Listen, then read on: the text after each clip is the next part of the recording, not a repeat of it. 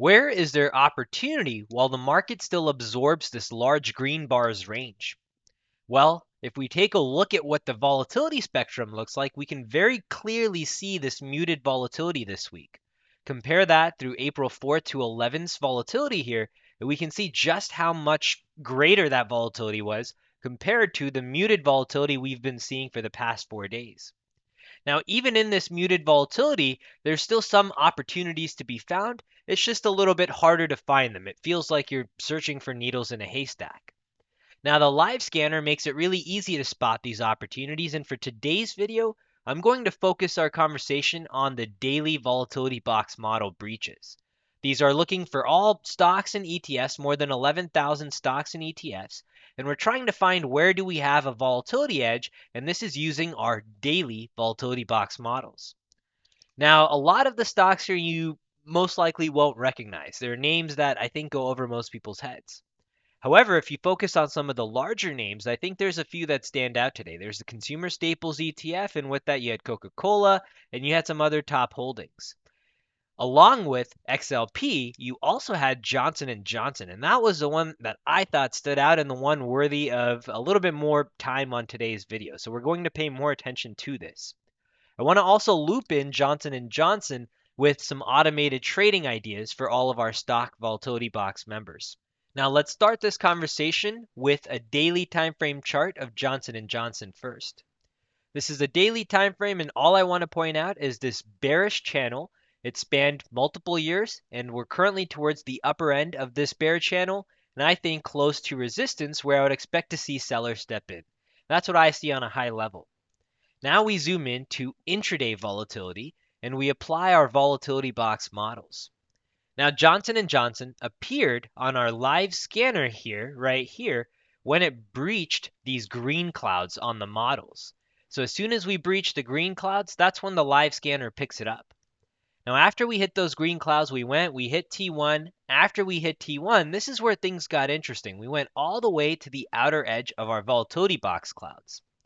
Now, this is an automated order that I've been experimenting with now, and I think I'm getting much closer to a solution that works more consistently. This is one that I found Thinkorswim has a little bit harder time being consistent executing every single order the way you'd expect it to. But there's some tricks that I think help you really nail some of these orders, and that would be essentially a short on the outer edge of both the aggressive and the conservative volatility box clouds. Now we zoom into this opportunity here in Johnson & Johnson, and let's take a look at what stands out here.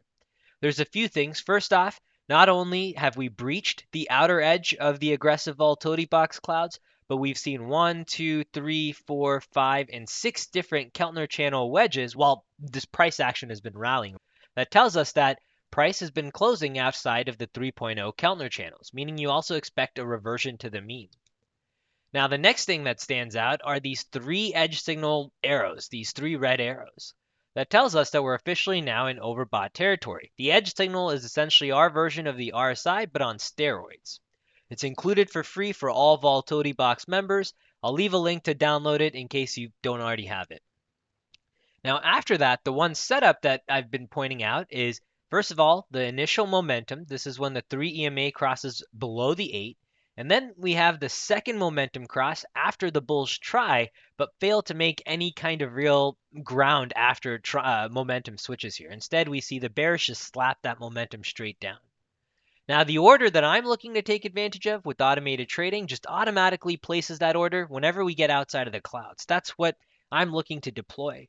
Now, I'm wondering if there's ways to make it a little bit more sophisticated by including some of these other things to essentially turn all of this into one giant setup and deploy that.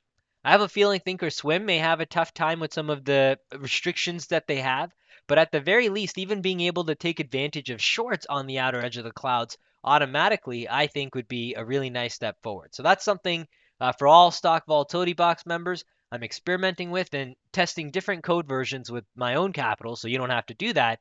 And once something works a little bit more consistently, I'll make a video which shows you how to replicate that on your own end. All right, so one more time, if we recap what we discussed in today's video, we started the conversation with taking a look at just how muted the volatility has been over the past 4 days. Now, the challenge is trying to still find some trades in this muted volatility, and the live scanner makes that job very easy. There were a few symbols that stood out today. ETF was XLP with some top holdings, along with Johnson & Johnson, which is where we spent much of our time.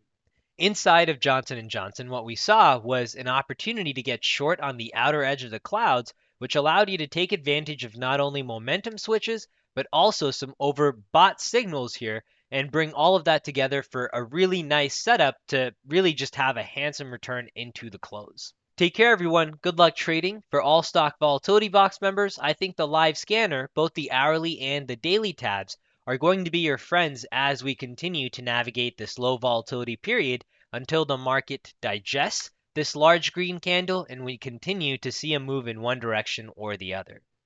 Take care, everyone, and I'll see you in the next update.